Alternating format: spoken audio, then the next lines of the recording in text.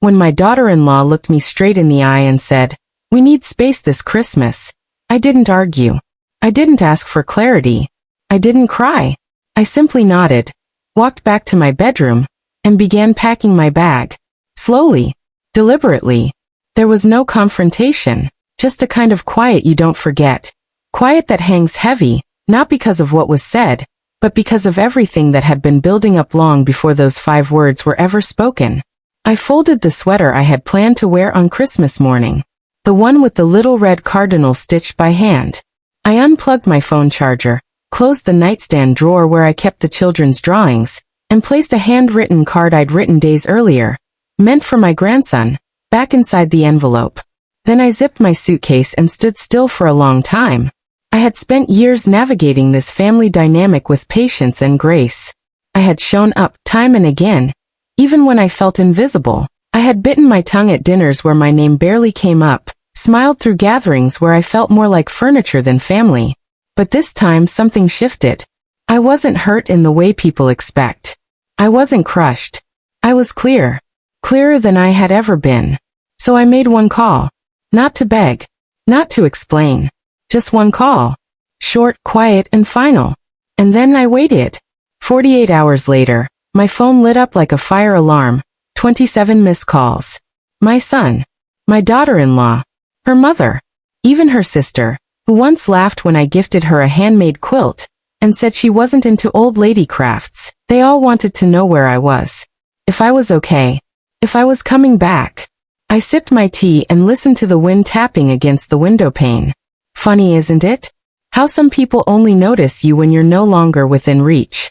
When your silence becomes louder than your presence ever was. You see, people throw around phrases like, "We need space," as if they're offering you air to breathe. But what they really mean is, you're no longer useful. You've become inconvenient. You're not welcome here in the way you used to be. And when those words came out of her mouth, I didn't react. Not because it didn't sting, but because I had already seen it coming. The missed birthdays. The canceled visits. The conversations my son used to start but now avoided. The unspoken shift in who held the power in that house. I watched it all unfold, year after year, and told myself it was just growing pains. But this wasn't about growth. It was about control. And control only works if the other person keeps playing along. That day, I stopped playing. They assumed I'd do what I always did. Smile politely, swallow the insult, and keep showing up anyway. But something in me had changed. I wasn't interested in performing anymore. I wasn't going to beg for a seat at a table I helped build. So yes, I packed my things. I left without a scene. And I made one call. Just one. The kind of call that shifts things in ways they never expected. Because while they were planning a Christmas without me, I was preparing for something else entirely. And what happened next, no one saw coming. If this is your first time coming across one of our stories, welcome. Please hit the like button and tell us in the comments where you're watching from. We love seeing how far these stories travel. And don't scroll away, because what happened next, no one saw coming. I was a teacher for over 3 decades, literature mostly. I loved helping kids find their voice in words, even when they didn't yet know they had something to say. I retired the same year my husband passed. He was quiet, dependable, never the loudest in the room, but the kind of man who remembered how you take your coffee, who never let a door slam behind you. We raised one son, Ethan. Just the 3 of us in that modest colonial on Maple Street. It wasn't grand, but it was home. Ethan was the kind of boy who stayed behind after Little League to help collect baseballs. He held doors for strangers, called me every time he made it home safely from college, and never forgot my birthday. We were close in a way that wasn't loud or needy. It was steady, built on small routines, late-night talks in the kitchen, Sunday mornings with pancakes and the comics. He was my world. And when his father died, we clung to each other through the grief. When Ethan met Ava, he was 31 and coming into his own. She was sharp, driven, striking. The kind of woman who walked into a room and took the air with her. I'll admit she was impressive. Confident. She spoke with the kind of assurance that made people lean in. And Ethan, he was smitten. Completely. At first I tried to be open. I listened to him talk about her with that sparkle in his voice. I invited her over for dinners, offered family recipes, asked about her job. She always answered politely, but never asked much back. I thought maybe she was just shy or guarded. Not everyone wears their heart on their sleeve. Then came the engagement. Ethan called to tell me before she did. I was thrilled. Truly. I remember sitting on the edge of my bed, already thinking of what dress I'd wear, what kind of toast I'd give at the rehearsal dinner. But as the wedding plans rolled out, I realized something. I wasn't part of them. They booked the venue before I even knew the date. The invitations arrived by mail. No personal note inside. Ava's mother was organizing the bridal shower, the bachelorette weekend, even the floral arrangements. I offered to help, to pitch in, to host something at my house. But every suggestion was met with a smile and a vague, "We've got it covered." I told myself not to overthink it. Told myself times were changing, that this was their day. But I would be lying if I said it didn't sting. At the wedding, I was seated near the back of the ceremony, behind Ava's college roommates and her Pilates instructor. When I asked Ethan quietly if he noticed, he squeezed my hand and said, "She just wants things to feel balanced." After the reception, I cried quietly in my hotel room while still wearing my corsage. It wasn't the seating chart. It was the growing space between me and my son, and I couldn't figure out how it got there. The years that followed were filled with polite texts and tight smiles. Holidays were still held. At first, I'd come over with pecan pie, wrap gifts with care, brought little trinkets from the dollar store that I knew the kids would love. But Ava always looked tired, always said they were trying to keep things simple this year. One Christmas, I showed up to find they'd already eaten. My pie sat untouched on the counter while they watched a movie in the other room. And then came the conversation I'll never forget. It was early December.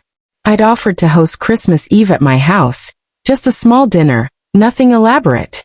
Ethan said he'd talk to Ava. A week passed. Then two. Finally, Ava called. No small talk. No apology for the delay. Just a flat voice saying, "We thought you'd prefer to stay in your own place this year. Less stress for you, you know? Less stress." I smiled, though she couldn't see it through the phone. I thanked her for the thoughtfulness. I told her I understood.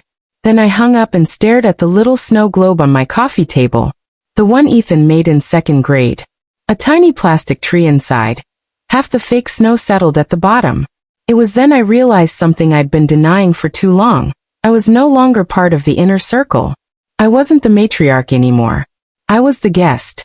The one who needed to call ahead.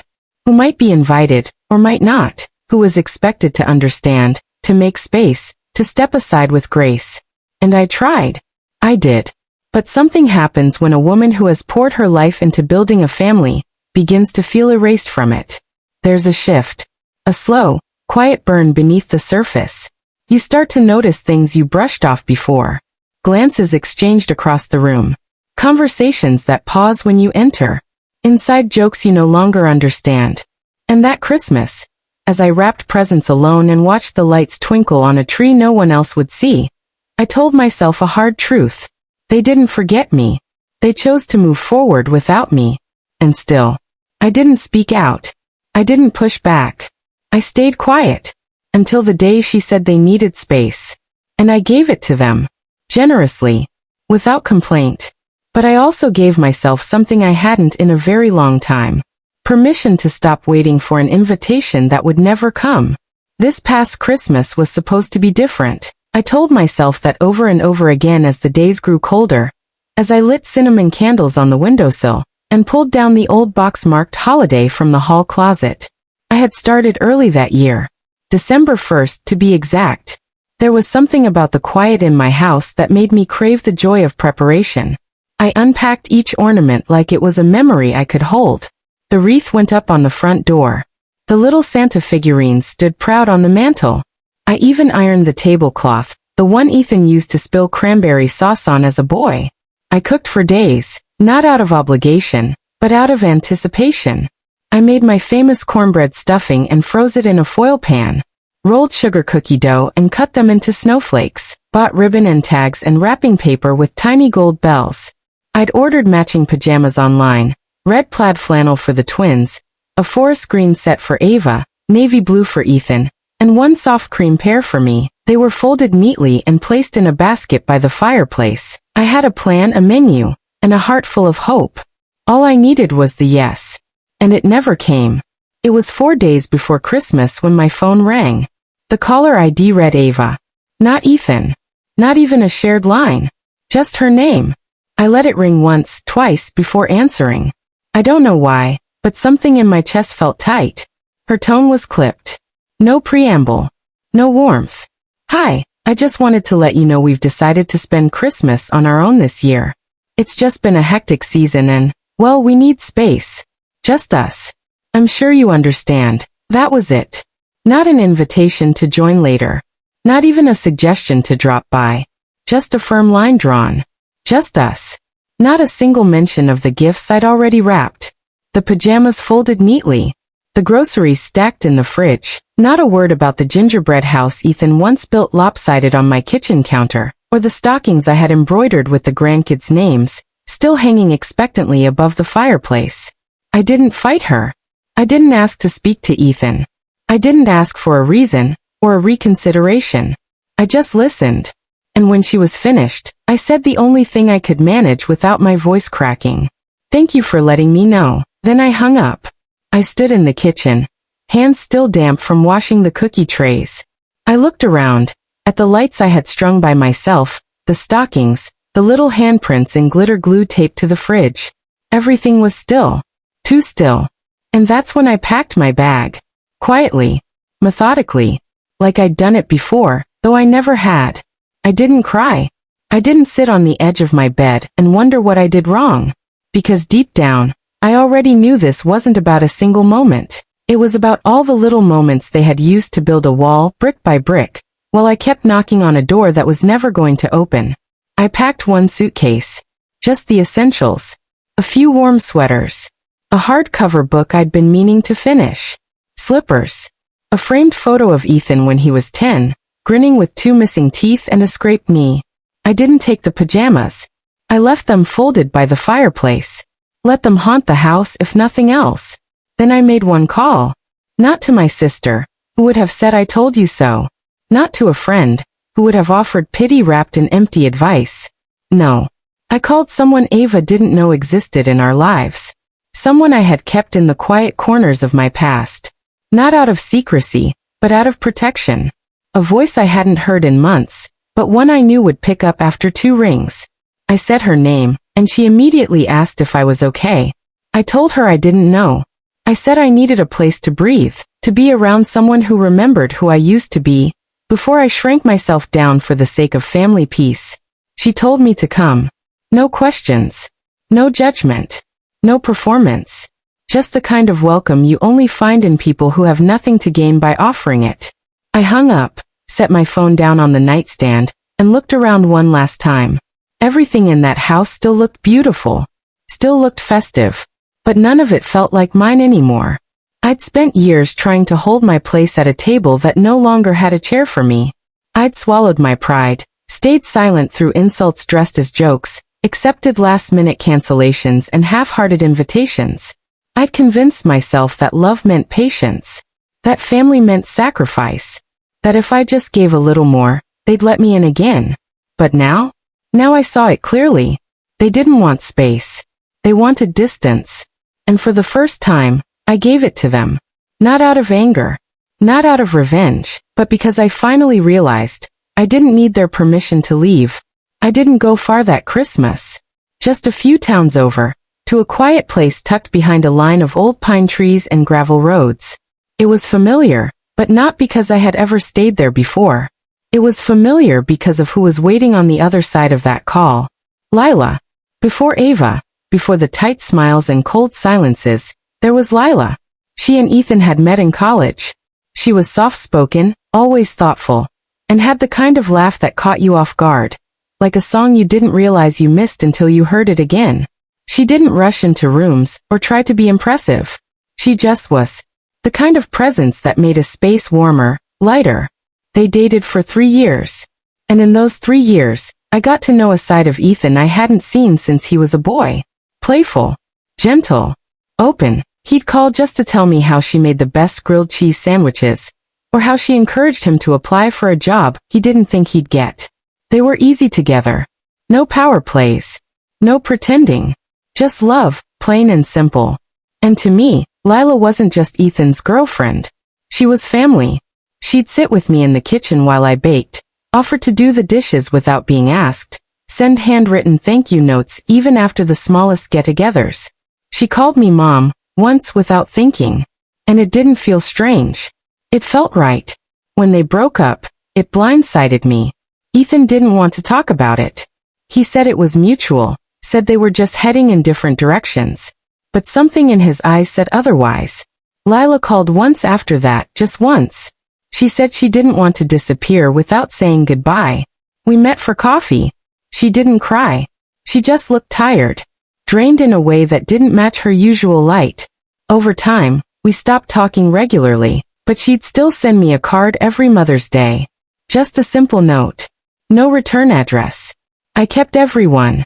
It wasn't until later, much later, that I learned what really happened. It wasn't that they outgrew each other. It wasn't distance. It was Ava. Apparently, Ethan had met Ava toward the end of his relationship with Lila. It started as a work project, turned into a few innocent lunches. Lila had sensed the shift before he even realized there was one. She tried to hold on, to ask the right questions, to be patient. But Ava didn't wait in the wings. She stepped forward, confident, sure of what she wanted. And what she wanted was a life that didn't include anyone who reminded Ethan of who he used to be. It wasn't just Lila she pushed out. It was everything attached to her. Me included. I should have seen it sooner. I really should have. The signs were there. The sudden disinterest in old family traditions, the way Ethan's voice changed when I mentioned memories from his college years, how Ava would always change the subject when I brought up things he used to love. I was so focused on proving I could fit into her version of our family, I didn't notice how much of me was being erased in the process. It wasn't just the wedding planning or the holidays. It was deeper, slower, more deliberate. One day I noticed a framed photo on their mantle, Ethan holding the twins at the pumpkin patch. A sweet moment. But I remember being there that day. I took the picture. And in the original, I was standing just to the side, holding one of the twins' shoes. But in the framed version I was gone. Cropped out. Like I'd never been there. Then there was the birthday slideshow at Ava's parents' house. A video montage of Ethan's life from boyhood to adulthood. I watched it with a tight smile, waiting to see just one photo of the two of us. There were none. Not one. As if he had raised himself. I told myself I was imagining things. That I was being sensitive. That this was just how things were now. But deep down I knew. And still, I stayed polite. I showed up with a bottle of wine and a store-bought pie. I sat quietly on couches where no one saved me a seat. I watched my grandchildren play while Ava scrolled on her phone, barely looking up. I wanted to belong so badly. I wanted to believe that if I just kept showing up, they'd let me in again. But no door ever opened. And when it did, it was only wide enough to remind me that I was still on the outside. That Christmas, after I made that call and drove toward something familiar, I allowed myself to remember who I had been when Lila was still around. When my voice still mattered. When my presence wasn't treated like an obligation. And I thought of all the times I made excuses for being excluded. All the times I let myself believe that being a mother meant being silent. That being strong meant being agreeable. That being kind meant staying quiet in the face of unkindness. But kindness, I've learned, has nothing to do with erasing yourself. It took years, but I finally understood that love doesn't ask you to shrink. So no, I wouldn't fight. But I also wouldn't beg to belong. Not anymore. I sat on the edge of the bed in that quiet lodge, a fire humming low in the hearth, and stared at the blinking cursor on my phone. My fingers hovered over the screen, not from hesitation, but from a calmness I hadn't felt in years. I wasn't angry. I wasn't even sad anymore. I was simply done waiting for a place I would never be given. So I made the first call. Not to Ethan. Not to Ava. To my lawyer. Gregory Fields. He's been with me since James passed, helping me sort through pensions, the school benefits, the retirement accounts I hardly understood at the time. He always answered on the second ring. Hello, Gregory. I'd like to schedule an urgent update to my will, I said softly. He paused, likely startled by my tone. Everything all right, Mrs. Dalton? Oh yes, everything's finally clear. I told him I wanted the house reviewed first. The same house Ethan and Ava lived in. The one they'd renovated, painted, filled with designer rugs and minimalistic art. What Ava didn't know, what Ethan had long forgotten, was that the deed to the house had remained in my name. It was purchased after James died, using the last of his pension and my inheritance from my mother. At the time, Ethan had just lost his job and they were expecting their first. I offered the home as a gift, conditional, but generous. We drew up an agreement. Nothing flashy, just a quiet arrangement. Ethan could live there as long as needed, raise his family, build his future. But ownership? That remained mine. And now it was time to revisit the terms. I'd like a notice drafted, I told Gregory. Occupants have 60 days to vacate. No legal drama, just procedure. There was a beat of silence. Understood, he said, his voice steadier than mine. Next, I brought up the trust. Years ago, I had set one up for the grandchildren. It wasn't massive, just a modest cushion for their education. A safety net for emergencies. But the power of it wasn't in the amount. It was in who controlled it. Me. Ava had no idea. She assumed Ethan handled it, the same way she assumed control over everything else. But Ethan never touched it. He never even asked. And now, I would ensure it stayed untouched, until the children were old enough to decide for themselves who had shown up for them. I want Lila listed as secondary guardian to the trust. Should anything happen to me, she'll know what to do. Gregory raised an eyebrow metaphorically. Lila? From before Ava? Yes, I said. She never left. Not really. Once the legal preparations were in motion, I made one more call. Lila, darling, are you doing anything for Christmas? She sounded surprised. Nothing special. Just planned on a quiet evening, maybe some takeout. How do you feel about a quiet dinner at a lodge by the lake? No expectations. No drama. Just two women, a bottle of wine, and some overdue laughter. There was a pause on the other end. Then a smile through the phone. I'd love that. She arrived that evening wrapped in a burgundy coat and holding a box of gingerbread cookies. The same recipe she used to make with me back when Ethan was still hers. We didn't talk about Ava. Or Ethan. Not at first. We talked about old movies. About the way life has a strange rhythm, how it circles back to what matters if you're patient enough to wait. We drank wine. Shared soup and too much cheese. Laughed over memories that had no room to breathe in my current life.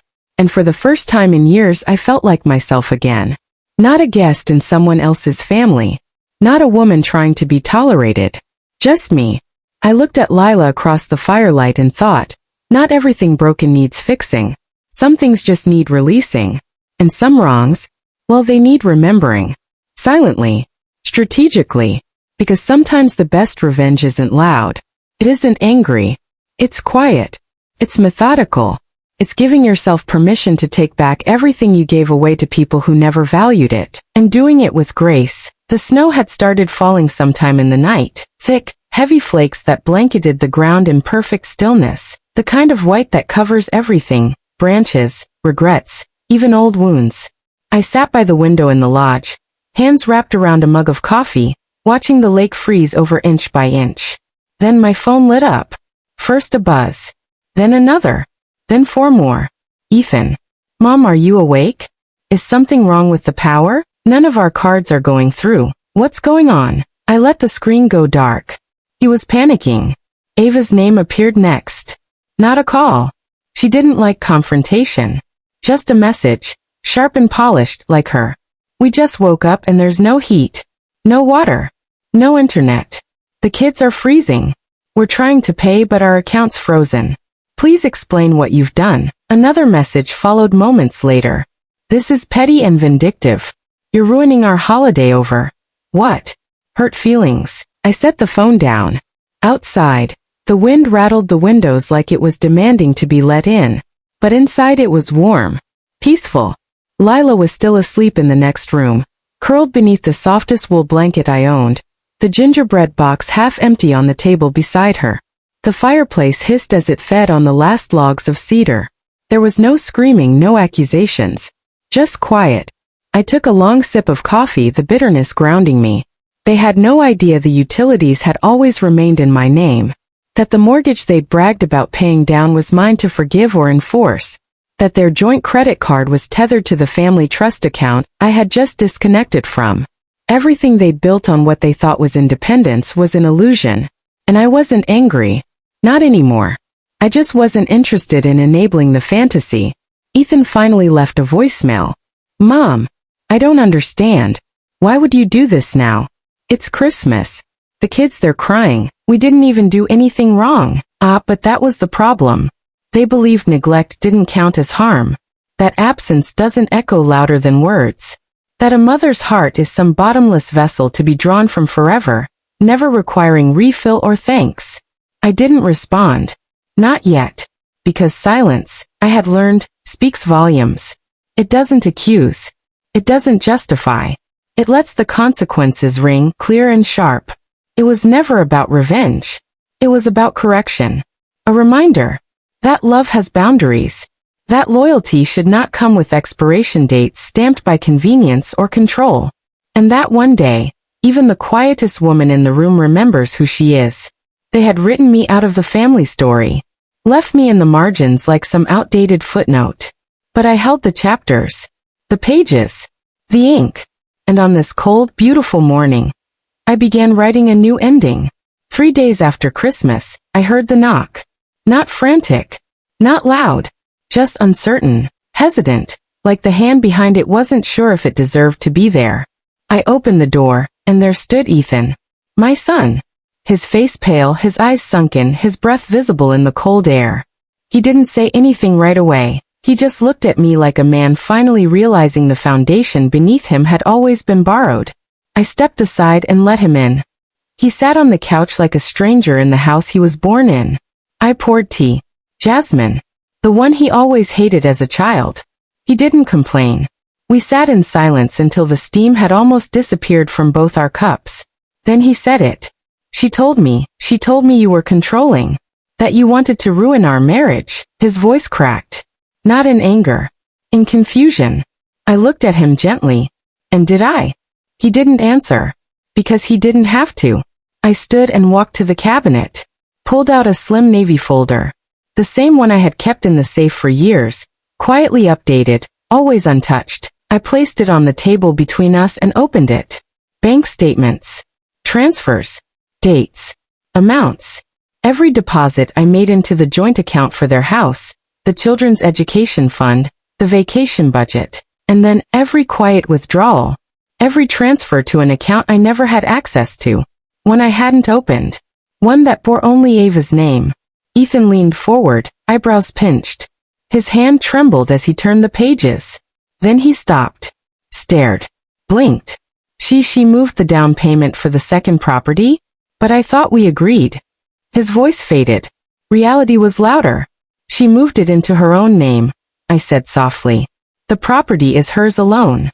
You were never on the deed. He looked up at me, eyes wide, betrayal slicing through him like ice water.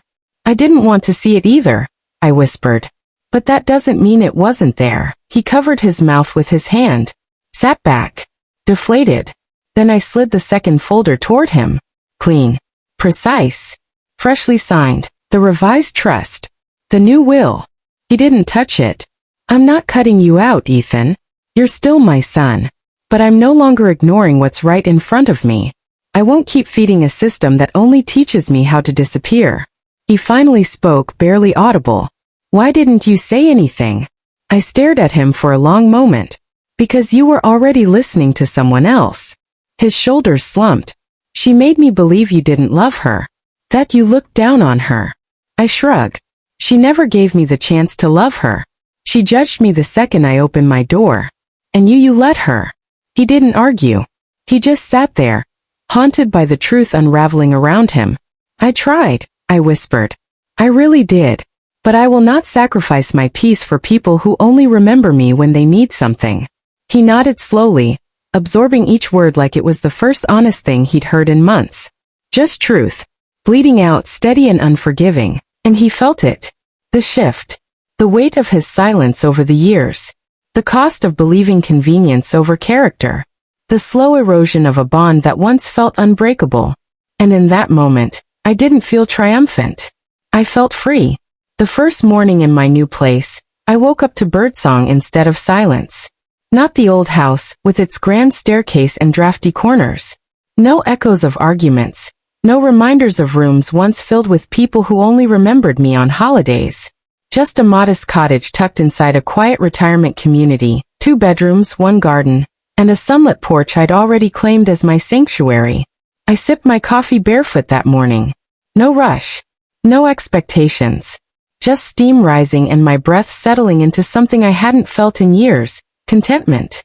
I hadn't run away. I'd simply stopped chasing. Ethan still called. Not every day, but enough. We met for lunch sometimes, with the kids. I brought cookies, not lectures. I hugged them and left before anyone had to ask me to. I gave what I had and no longer bled for more. They visited my new place once. The kids loved the birdbath I installed and the puzzles we finished on the patio table. Ethan noticed the framed picture of his high school graduation I kept in the hallway. Ava came too. She didn't speak much at first. Just looked around as if trying to map where she fit into this quieter version of me. She handed me a small bag. A candle, some hand cream. I know we haven't, she started. I nodded. It's okay. But when she leaned in for a hug, I stepped back gently. I'm not angry, I told her. I just need space that doesn't require constant forgiveness. Her face flushed. But I didn't explain further. I didn't know her that. My peace wasn't born from bitterness. It grew from boundaries. I didn't throw out the past, I just stopped worshiping it.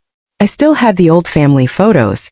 Still kept the quilt Ethan made in elementary school, but I no longer lived in a museum of memories that kept me second-guessing my worth. I started painting again. Not professionally. Just sunflowers and lakes and abstract things that made no sense to anyone but me. And Lila? Lila came back into my life like the first breeze after a heavy storm. She brought cinnamon rolls and stories about her stubborn rescue cat. We never spoke much about Ethan. Or Ava. We didn't have to. We laughed. We cooked. We took weekend drives just to watch the leaves change. She cried once when we passed an old bookstore we used to visit together. I missed this, she said. I smiled. Me too. But we didn't try to rewrite history. We respected the pause that life gave us. And we let the reunion breathe without forcing it into something more. It was enough. I learned to love slow mornings and empty afternoons, and the soft ache of solitude that no longer felt like loneliness. I stopped waiting to be chosen. I chose myself. And in that simple, powerful act, I got everything back. Not the old version of life, but the version I'd always deserved. The snow had melted by then. The lake, once frozen solid, shimmered like glass again. The days were longer, the mornings warmer. But it wasn't the weather that changed. It was me. I no longer checked my phone, hoping for invitations that never came. I stopped rehearsing words for apologies no one would offer. I didn't need closure from anyone. I had given it to myself. Ethan had started therapy. He didn't say it outright, but I could tell. He asked more questions. He listened without defensiveness. One day he thanked me, not for the money, not for the house, but for the silence. That quiet shook me more than 1,000 words would have, he admitted. It made me see who was really speaking for me. Ava? She tried once more. Sent a letter this time. Just a few lines. I think I misunderstood who you were. I didn't reply. Not because I hated her, but because I had already spent too many years trying to be understood by people who only saw me when they needed something. Sometimes the most powerful thing you can do is walk away without looking back. And so I did. I walked into mornings filled with purpose. I filled my days with art, friendships, laughter that didn't come with strings. My home became a space that held no echoes, only peace. On the last page of my journal that year, dated December 28th, I wrote, "Freedom doesn't always come wrapped in forgiveness. Sometimes it's silence." I closed the journal with a calm heart. Not every ending needs applause. Some just need truth. And that was how I took back my power without raising my voice. If this ending gave you chills or left you speechless, hit subscribe and turn on the notification bell, because my next story might just be even wilder. And please drop a comment below. I read every single one.